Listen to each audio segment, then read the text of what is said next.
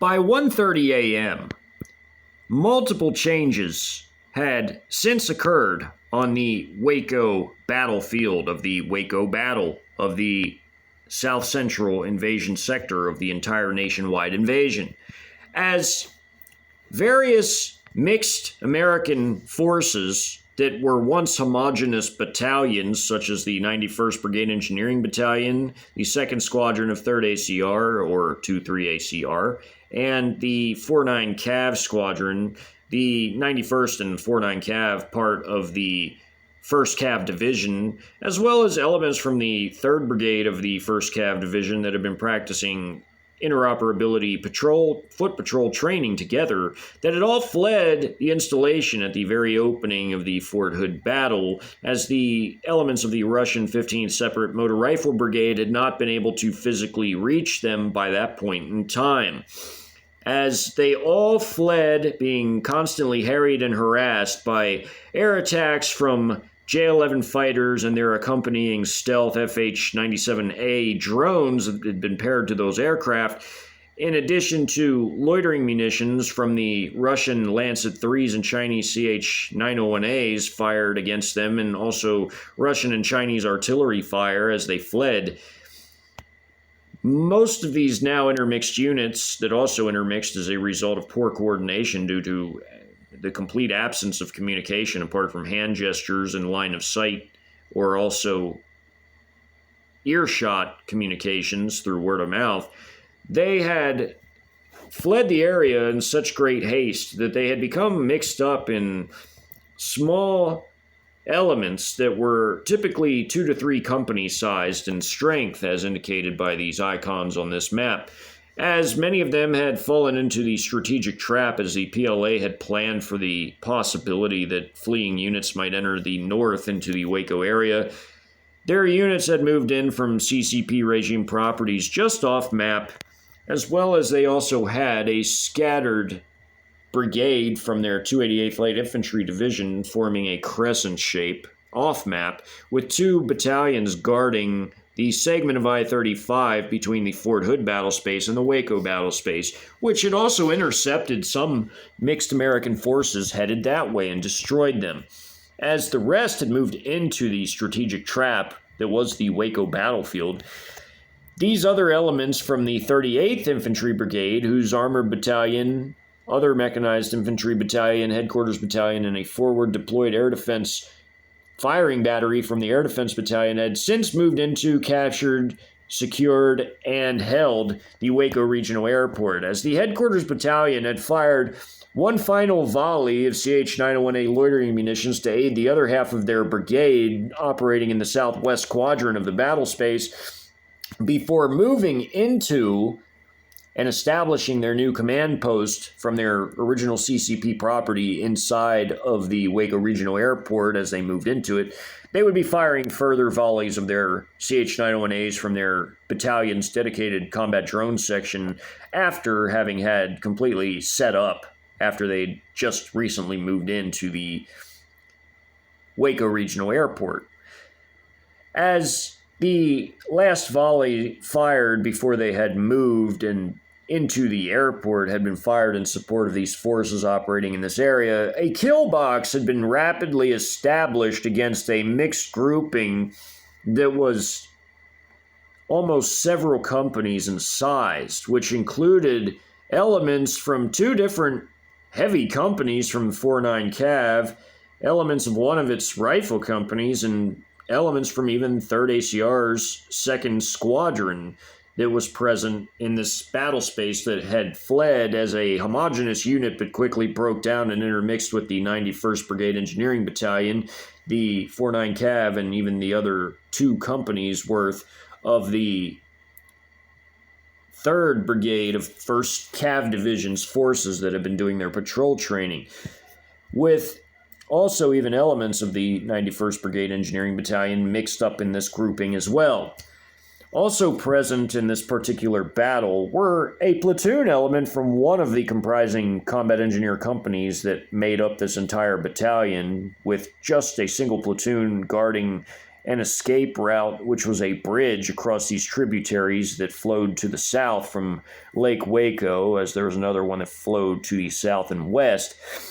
This particular area right in here was a 1 by 1 mile area where this kill box had been established with the assistance of this combat engineer battalion's company that had a platoon, a single platoon of 5 vehicles and 5 squads dismounted from these vehicles, operating in this area to cut off the escape. There was also a mixed American element moving through the area from a bridge further south that had gotten to this point and also had some forces in the area, although they had managed to avoid being immediately destroyed as the main force of the fire had been concentrated on this kill box,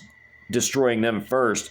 with these forces being able to move a bit further into the city ultimately, where they would then be destroyed by the mechanized infantry battalion operating to the direct east of this area here, with the artillery battalion also forward deploying one of its 7 different firing batteries to be able not to fire in the kill box, but to be able to offer fire even further afield, with the others that remained on the CCP property they began upon firing into the kill box. As we go to the map, the forces of the PLA mechanized infantry forces that were part of the 38th Infantry Brigade were equipped with the Type 89A armor personnel carriers with their turret machine gunners having the W-85 heavy machine gun. The mechanized infantry forces, of course, had an array of various small arms from their QBZ-95 rifles to their QJB-201 light squad machine guns and their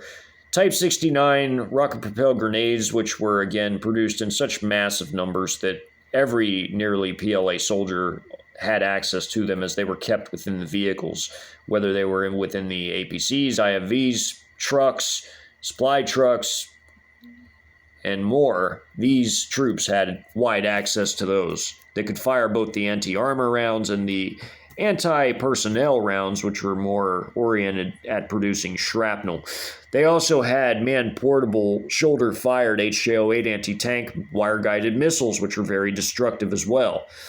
They also were equipped with the ZBD-04A, which was a very powerful infantry fighting vehicle, although not as new and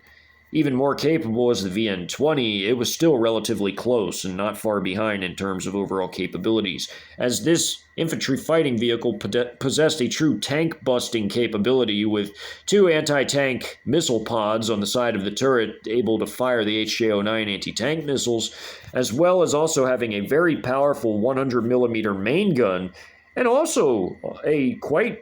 potent 30mm autocannon, which could fire HE or armor-piercing, and even a variety of other 30mm ammunition, which was very devastating against both vehicles and clusters of enemy infantry forces, with the 12.7mm machine guns that even equipped the turrets of the armor personnel carriers, capable of laying down a very destructive volume of firepower against light vehicles, even light armored vehicles, and also troops and buildings.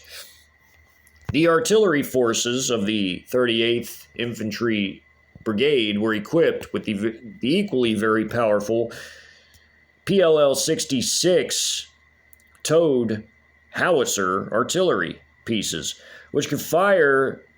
the 152mm artillery shells, which were highly destructive and would rain down enormous destruction on buildings, personnel, and many types of vehicles.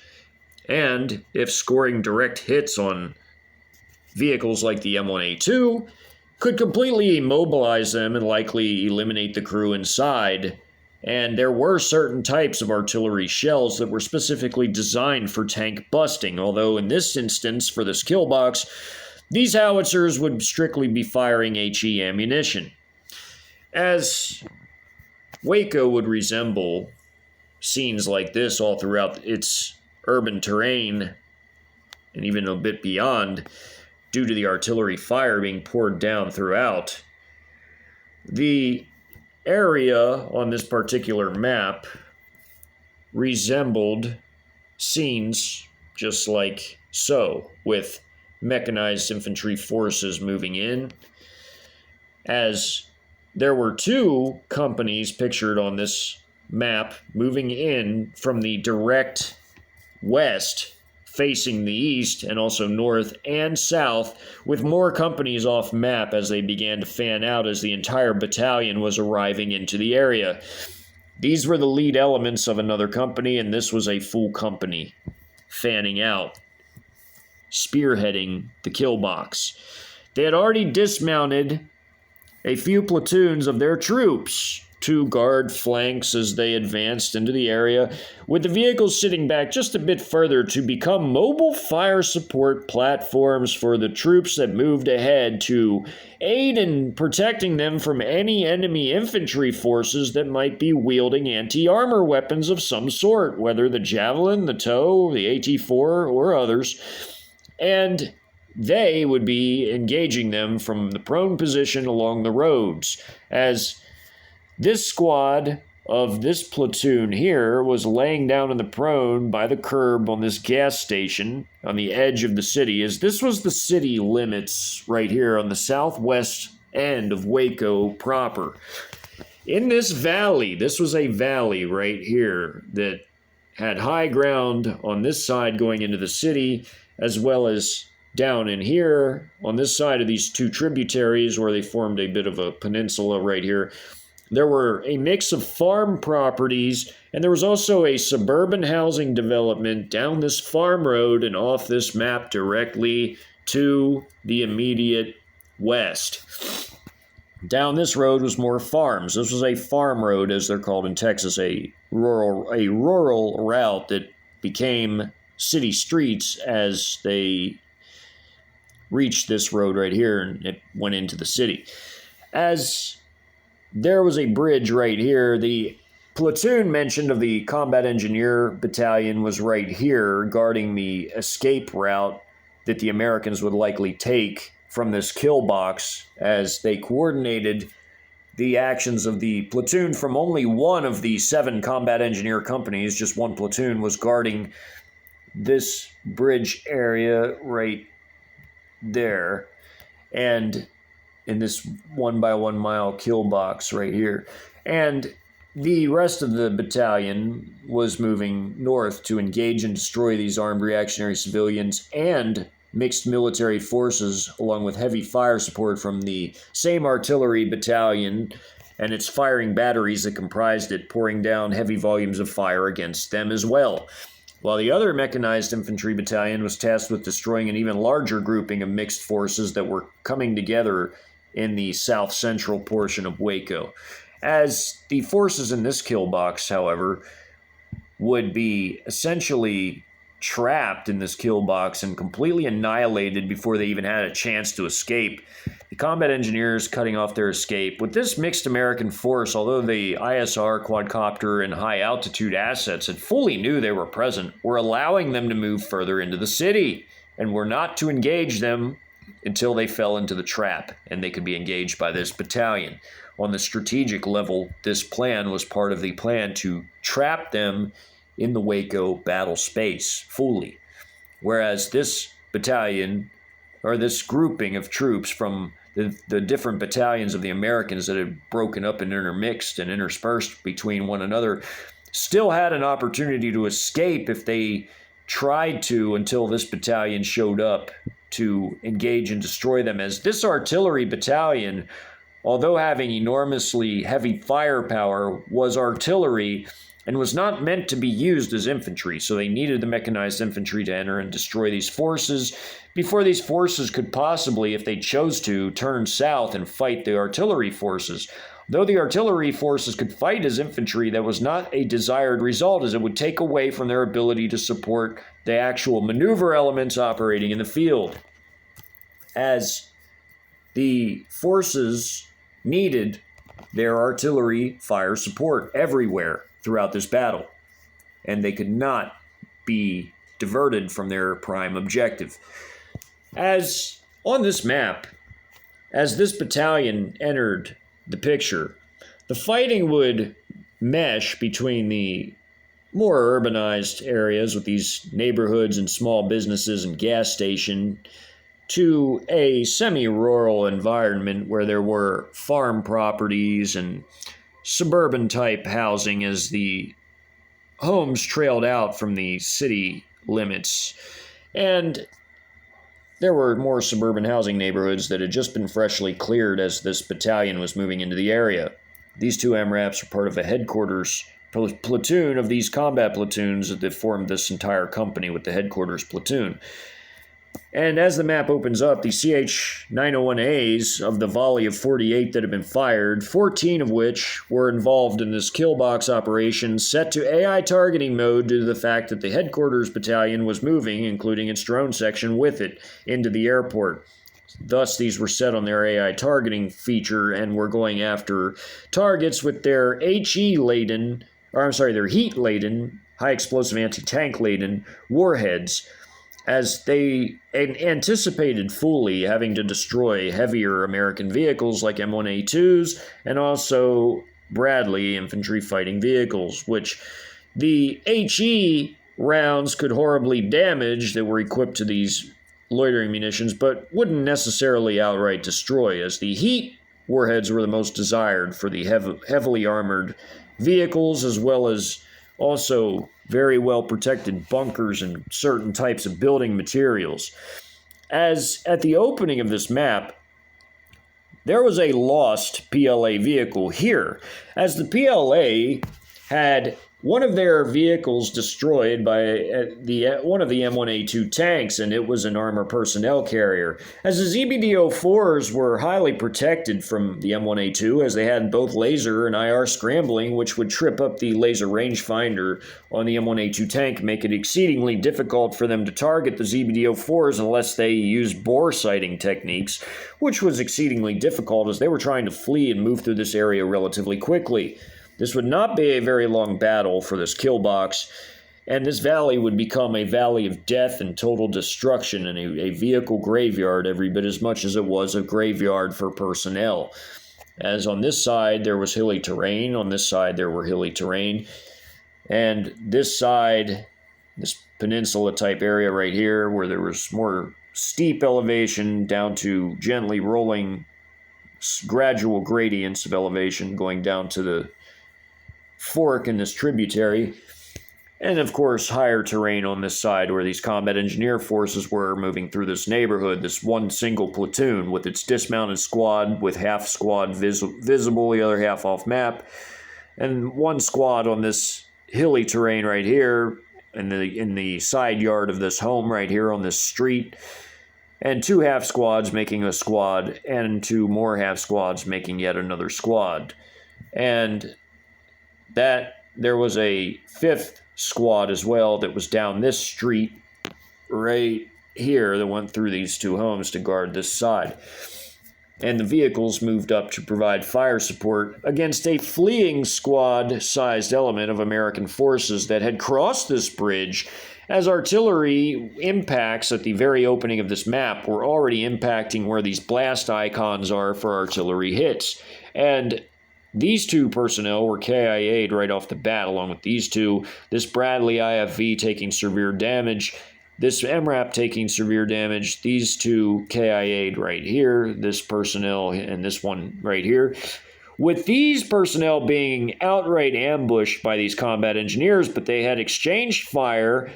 and had managed to KIA two combat engineers and wound another, causing the combat medic to have to tend to the wounded and also eventually to have to pull out the KIA'd. But their return fire from the squad and from the vehicles moving in was so savage that it completely wiped them all out, as indicated by this green arrow fully encapsulated by red. As these four had been wiped out off the bat, they had been ambushed from behind this wood line right here and on top of this hill where this squad lay. And they fired their small arms, including their QBZ-95 rifles, 35mm grenade fire from beneath one of the men that had a tube mount beneath his QBZ-95 for 35mm tube-fired grenades, the QJB-201 light machine gun, which fired the 5.8 by 42mm caliber, just like the QBZ-95 and QBZ-03 rifles and others. they laid down enormous volumes of fire on these American forces and also fired a few anti-personnel rocket-propelled grenade rounds at them, which eventually eliminated all of them as these three moved through this area that were the screen arrow, these three that survived the initial contact and return fire that wiped out 2 combat engineers with some good hits. As they returned fire with their M249, their M16 A4s, and also their 203 40mm fired grenade rounds, which wiped these guys out as the grenades splashed in front of them, along with the crossfire from the different short-lived fire that was exchanged between these forces, with the vehicles finally moving in and assisting with a heavy volume of fire from this ZBD-04A, which fired its 30mm autocannon as well as a 100mm shell from its main gun, which completely just annihilated these personnel. As all of this was going on, with the artillery impacts and blasting everywhere, this grouping of American mixed personnel, with some from 3rd ACR's 2nd Squadron with one of their Stryker Dragoon infantry fighting vehicles, there was a Bradley, and there was a few M113 armored personnel carriers from one of the rifle companies of former rifle companies of the former 49 Cav, all intermixed together, checking this farm property. It's a little driveway right here, wooded areas right here. They sent a squad-sized element into the woods to explore the area, check out what was going on through binoculars. This was a 1 by 1 mile area right here. Through binoculars, they could better see what was going on. They saw the short-lived firefight going on just down the hill and across this farm right here. This is a farm property, house, barn, driveway, house, shed, 2 silos, 2 barns. As they were exploring this property on top of this somewhat steep elevation here, the man hiding in the wood line could see everything going on over here with the short exchange of fire back and forth between these forces. As the vehicles were also moving into this area, the turret gunners on the Type 89As were firing through between these homes, and even through the homes in some cases, at these forces on this side, as everything was ISR directed. And though these forces were spotted by ISR assets, they were permitted to leave because they were all heading to the north and slightly east, as that was what the PLA wanted anyways. With this Wing Loom 2 drone firing some of their dual-purpose anti-ship, anti-tank CM-502KG air-to-ground missiles at some of the other forces of these elements that this grouping right here came from, that was roughly a platoon-sized element, a bit bigger for American-sized platoons, but it was all mixed forces. And they had some of their dismounted squads checking this farm property. When they saw the drone firing missiles at other American forces off the map of theirs, that they were a part of the larger grouping, they got the hell out of there, along with witnessing the enormous amount of destruction unfolding in this valley that was below them from where they were in this wood line. They could see everything, including the firefight between the combat engineers. When they realized the combat engineers were so close to their current position across this farm property that was downhill from them, as well as all the artillery impacts, as this forward deployed artillery battalion was not firing into this valley, they were firing much further away. The forces that were behind them on the CCP regime ranch property were firing into the valley. They hurriedly got the hell out of there fast. They spread the information on foot by word of mouth with the other forces. They mounted up in their vehicles as this squad went around this barn, checked the area, got into this vehicle right here, this M113, and this squad got quickly into their vehicle, their armored personnel carrier off the map, their Stryker infantry fighting vehicle. And this squad got off map into their vehicle. They all got out of the area, including these vehicles back here that were further behind. They all got out of there quick. And they didn't contribute at all to this battle over here. The artillery forces positioned here, again, were firing further off map, further afield. They're firing at downtown and beyond. And although the forces of the other artillery firing batteries that comprise the artillery battalion in total, other batteries just like this battery, but others on the CCP property, they could reach far enough to hit downtown as well, and a little bit beyond, but this gave them even more of a reach as they moved a bit forward with one of their firing batteries, as they had 7 firing batteries and they had a headquarters and support battery within their battalion, the artillery battalion of the 38th Infantry Brigade as a whole. As the mechanized infantry were beginning to fan out into this area, and they lost one of their Type 89s after it had already dismounted its squad, they had 2 KIAs from being hit by a tank shell before the tank was destroyed relatively quickly in turn by this loitering munition, this heat warhead-equipped CH-901A, as was this one, with this vehicle being destroyed by both small arms and light armor weapons like anti-armor rocket-propelled grenade rounds that go with the Chinese Type 69 RPGs. Also,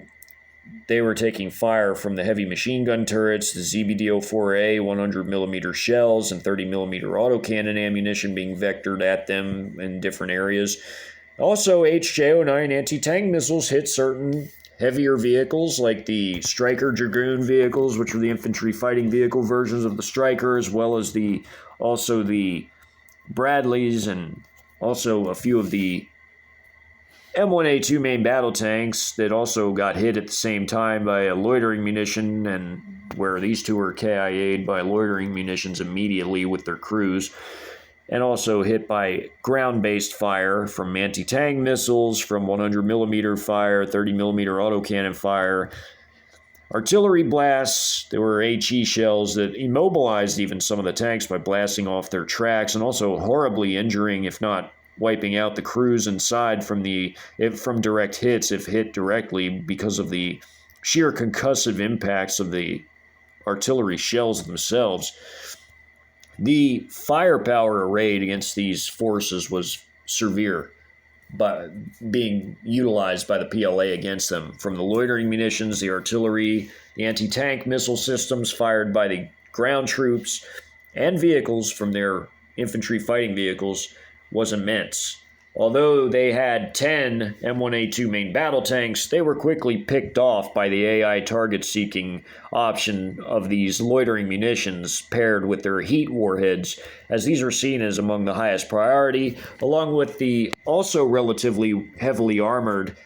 M1150 armored engineering vehicles that came from elements of the former 91st Brigade Engineering Battalion, also part of 1st Cav with 49 Cav, whose 2 heavy companies were intermixed with elements from both intermixed together in this particular grouping, and also elements from 2-3 ACR with some of their Stryker vehicles, and even a few of the rifle company vehicles from 49 Cav's rifle companies. They were all intermixed together, and also support vehicles like LMTV trucks. And there were even a few HETs, or heavy equipment transporter trucks. There was also their field trucks and their M88 armored recovery vehicles scattered throughout. I mean, this was a whole myriad of vehicles, even Max Pro MRAPs. They were here as well as part of the headquarters vehicles. They were all being hit while they had tried to go into the city again to try originally to link up with the 143rd Infantry Regiment that they knew was in the area in downtown at the time of the invasion kicking off. But they would never make it. As they tried to flee into the city, they would be destroyed in this 1 by 1 mile area out of this 15 mile by 15 mile map. As they were being fired at from loitering munitions, with the forces off map being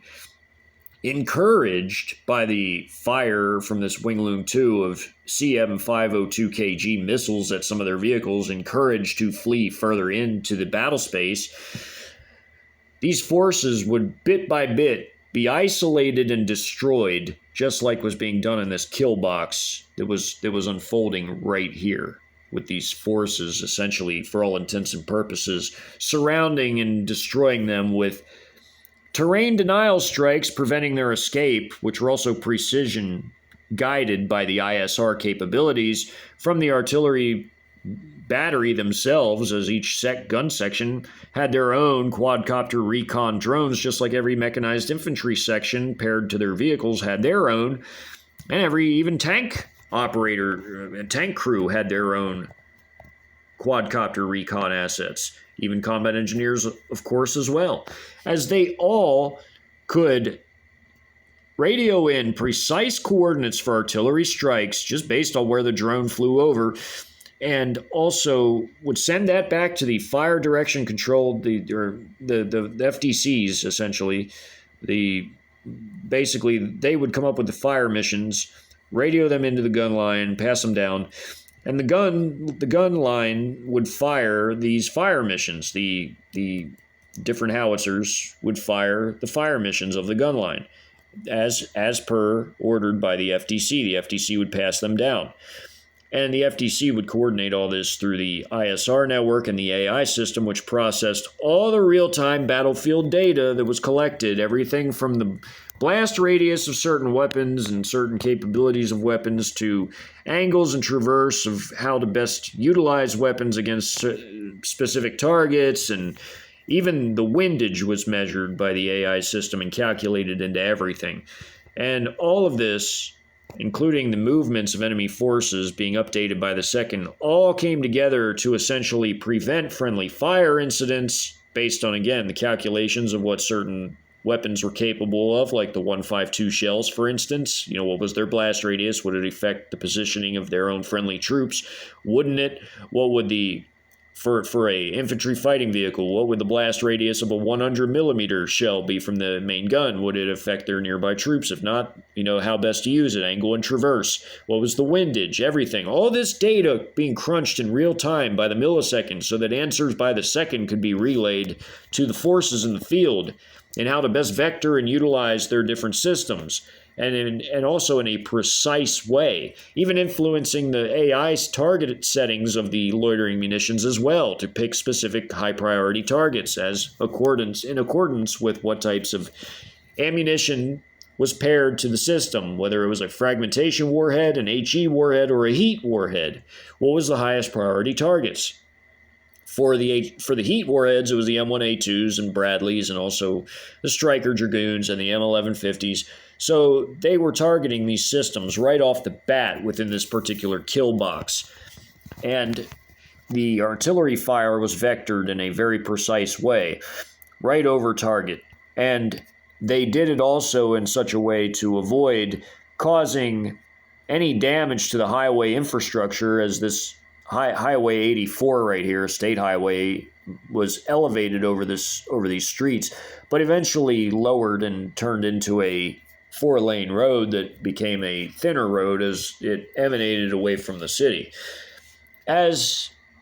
these forces here were generally moving in these two prongs of direction, from this group moving through this area right here, moving up through this area, and this grouping right here moving up through this area, precision strikes would be called in as per these imminent strike icons, these circles and X's, with these at the opening of the map being icons for where artillery strikes are happening when the map is actually appearing, at this point in the fighting, at this point in the battle. With the forces already encapsulated in red being already destroyed at the opening of the map by the artillery strikes, CH-901A strikes, like this engineering vehicle, the SEM-1150. It was formerly of the 91st Brigade Engineering Battalion, or former battalion, as it was now broken up and scattered to the four winds, as the saying goes, along with the armored forces from 49 Cav that had been basically intermingled with all these other forces from two different armored companies within that squadron of 49 Cav. So there were two different tank companies, essentially, that were intermixed with each other, but also intermixed with all these other forces, and scattered elsewhere as well, as there were additional tanks in other parts of the Waco battlefield that entered the area. This gas station here, there were PLA troops in a line formation with their section along the road right here in the prone position, laying down heavy volumes of fire on these mechanized or dismounted, basically mechanized infantry forces that came out of from their rifle company forces that were intermixed with the elements of 2-3 ACR and the 4-9 Cav and the 91st Brigade Engineering Battalion. They were dismounted, trying to guard the flanks of their forces' advance, and would perform a rear guard action as originally had been planned, as they had relayed all this through line of sight communications and earshot as they were yelling to each other and trying to give orders as they recognized different ranks by line of sight. The different ranks would try to coordinate and come up with plans on the fly, but it was exceedingly difficult without radio communications, without any satellite ISR networks, without any drone-based ISR networks. All American drones were already under attack this early in the invasion, and they couldn't use them. Also due to the electronic warfare jamming as well, and also because of the enormous air attacks and the anti-satellite and cyber strikes that occurred that opened up the invasion itself. There was no communications apart from line of sight and word of mouth communications. That's why these forces bunched up the way they did to be able to communicate, which also caused them to be destroyed with relative ease as well. That was the shortcoming of it. As these forces tried to hold the flanks, these forces moved up ahead of their vehicles to provide mutual infantry and vehicle support to one another, where the vehicles would sit back and become a mobile fire support platform, and the men would lay down on the prone and lay down heavy fire and try to pick off any dismounted infantry type personnel that they could see with any anti-armor or anti-tank weapons, as that was why they were doing this maneuver to guard their own flanks. As these rolling T formations moved up into the crossing into the city limits here, where these two small businesses and gas station are, and these houses here, this one already destroyed at the opening of the map from artillery fire early on at the opening of the kill box. These forces had been KIA'd at the opening of the map from all of the concentrated heavy machine gun fire, 30mm autocannon fire, 100mm fire,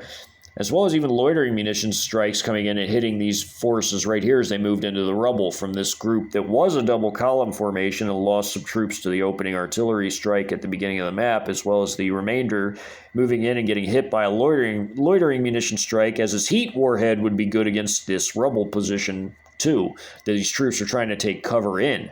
With the rest moving around here from the squad before then moving up a bit, as these forces were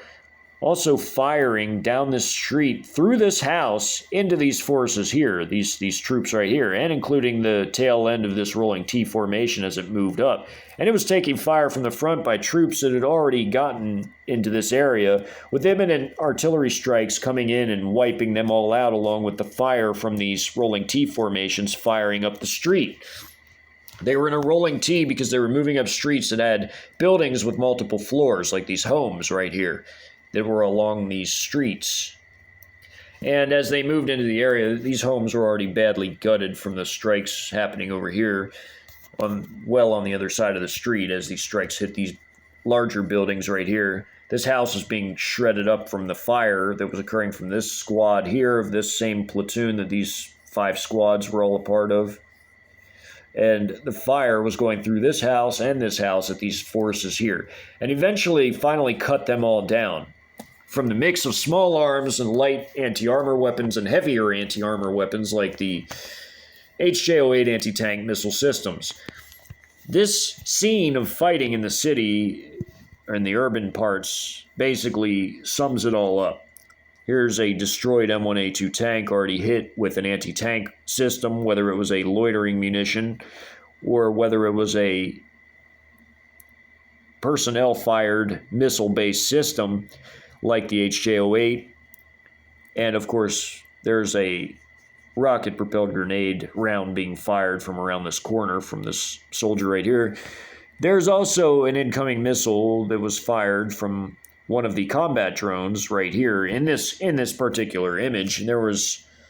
different fire as far as artillery or armor shells that were blasting in these areas. In this case, this was a tank shell blasting back here from one of the Abrams tanks. Could be this one or one further back.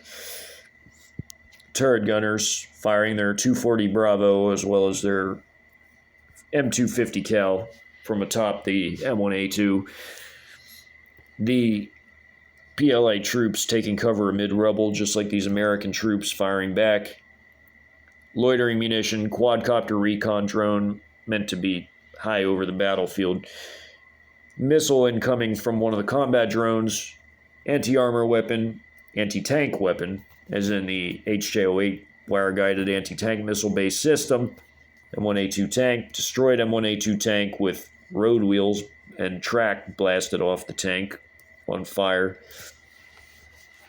Again, loitering munition, which were all over the place, highly destructive against vehicles and personnel. And heavy destruction everywhere. All of this area completely turned to rubble. Smashed buildings with parts of the floor just collapsed into it. Segments of beams and support building materials and such. Total devastation. And in the more wooded areas, just like elsewhere, you would have troops fighting in that as well, like these American personnel firing back against PLA personnel in a line formation, wedge formation, bounding and covering gradually towards them, with more giving them support fire from elsewhere between, staggered, here. There's one back, one forward, one back, one forward, more back. With them returning fire, barrel-fired grenade coming in at them, and also heavy volumes of small arms fire. Such would be the case in the more wooded terrain, such as here and here. In the backyards of these homes, there were some wooded areas, scattered wooded areas throughout this valley in general on either side of this farm road that bisected this valley here. And there was a suburban housing neighborhood just off the map and down this farm road as it gradually bent towards the south and west. With this being more urban, the further in from this area you go, with there being on the outer outskirts of the city, there being country homes and farmhouses, such as this farm right here, where at the opening by this barn and the driveway of this farmhouse, this M1A2 is being hit and destroyed by a CH-901A, as is this one, as it tries to cover the lighter vehicles, such as this MRAP trying to guard the back of this procession of support vehicles like LMTV trucks, fuel trucks, M88 armored recovery vehicles moving into this area as artillery striking them, and loitering munitions are coming in and striking them as well, such as this tank right here being hit by this loitering munition, this tank being hit by this one. These vehicles, such as this MRAP in the back, this Max Pro MRAP being hit and destroyed, this tank being hit and destroyed, this one being hit and destroyed. All these vehicles being destroyed, including even these tanks here being hit and destroyed by these loitering munition strikes. And then, of course, you had anti-tank missiles being fired by the dismounted infantry forces at these vehicles, whether it was the lighter rocket-propelled grenade anti-armor rounds being fired at the lighter armored vehicles or lighter skin vehicles, or whether it was the heavier HJ-08s being fired by the troops at heavier vehicles like tanks and also at Bradleys or Strykers. And even the armored engineering vehicles, which are relatively heavy, were being hit by loitering munitions too. And artillery fire was wreaking havoc on all these vehicles, as all these imminent strikes were either immobilizing, if not outright annihilating, the vehicles as they impacted throughout this valley, being fired at the artillery firing batteries further back on CCP property that this entire artillery battalion began on, of which this firing battery had moved up and set up a new firing line, a new gun line position on the top of this steeply elevated terrain that this road ran atop.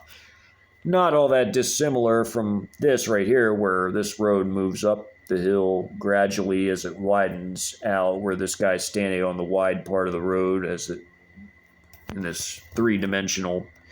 concept art / animation image of the gun line on top of the hills above this tributary right here, river, where these howitzers are firing from their position as a gun line of this firing battery down and into the city and beyond, as armored forces, mechanized infantry are moving into the city in the area below. And of course, CH-901A loitering munitions loitering over the area, seeking out targets and coming in to wipe them out. Similar was the scenes unfolding here, as this battalion was beginning to enter the area from the suburban housing neighborhood it just moved through and cleared, and was beginning to fan out with more companies besides these two. This is the the lead vehicles of another company, whereas this is a whole company's combat elements, part of its headquarters platoon, moving into the area and fanning out with another company off map and another one off map here with the rest behind them, moving into the area to carry out this kill box. With these two double column formations moving in and laying down fire at the opening of the map and destroying this procession of vehicles in conjunction with loitering munition strikes, and then artillery throughout the valley, turning this whole area into a valley of total death and annihilation. As it was as much the case for the vehicles as it was for the personnel. Because everything from Bradleys and M1A2s and Strikers and armored engineering vehicles just lay in abject total destruction, including all the support vehicles like these LMTV trucks, Het trucks, which are heavier armor. They were for transporting heavier vehicles and equipment, heavy equipment transporter trucks, and they could even carry tanks. And also these vehicles moving through, and troops, also dismounts, moving through this area, running wildly. Some were in actual formations, like a single line formation, double column formations. Others were more scattered and panicked as the shells and fire from the combat engineers across the way began to wipe some of them out over here and hit their vehicles on the side as they were being engaged, like these MRAPs and this Bradley. As they gradually moved in, artillery just came in and impacted these areas right here, and also hitting them in this valley, throughout the valley right here. Just completely saturating this entire area and wiping them all out, including some of the troops that even got up into this area earlier, and they were trying to move around here, but they were wiped out by these troops of this platoon right here on the very end that had dismounted their forces and spread them out here. This was from a different platoon right here, but they were moving up through this area. They had taken some contact from the front and from the side, but they had returned fire and wiped out this squad that was trying to come around, as well as these troops here that were trying to flee up the area. They were hit by artillery fire and destroyed, as this encapsulated green arrow shows, which these two green arrows of these two general directions of movement show that all of these forces were completely and totally destroyed by this point. Also, these already destroyed buildings and homes up here, minus this one that was gutted but not totally destroyed where these troops were being hit as well by artillery fire beyond the map and in the map, as the fire was vectored to avoid doing damage to their own troops as they moved forward, but also to avoid damaging the highway segment of Highway 84, which moved through this particular area that was elevated until it lowered and tapered out into more of like a boulevard as it left the city. These forces were wiped out as these rolling T's again moved through the area, through these streets, to watch the upper floors of these taller homes and buildings here, and as they moved into the more urbanized area where the city limits are right here on the outer edges of the city as they moved into it. And the vehicles of the other companies of the mechanized infantry battalion were moving through the area as well, as again they were all kind of fanning out as they entered the area, with these two companies generally spearheading this kill box effort, with this artillery battalion just happening to be positioned forward of the rest of the firing batteries, as this battery was moved forward ahead of the others that stayed on the CCP property, which were firing into this area and other areas as well. There was a lot of firepower within the artillery battalion, as there were multiple firing batteries. There were 7, and this was just one of them with 8 howitzers. And these forces over here again had fled early on, and they were already fully aware, having seen through binoculars through this wood line, that all of this was happening, including witnessing the firefight from the combat engineers almost a kilometer away, about 700 meters away from their position, and they had all gotten in their vehicles and fled the area to get away, while combat engineers were generally moving to the slight northeast to engage their primary opponents, which would end up with these forces, part of a larger other mixed American force, moving even further to the east and north to be engaged by another mechanized infantry battalion of the same 38th Infantry Brigade that was moving up along I-35 to destroy them, an even larger grouping of them as well. As all of this was wrapping up, These forces had taken immense losses, and this entire mixed grouping had been totally and completely annihilated by the time this kill box had concluded, as a combo of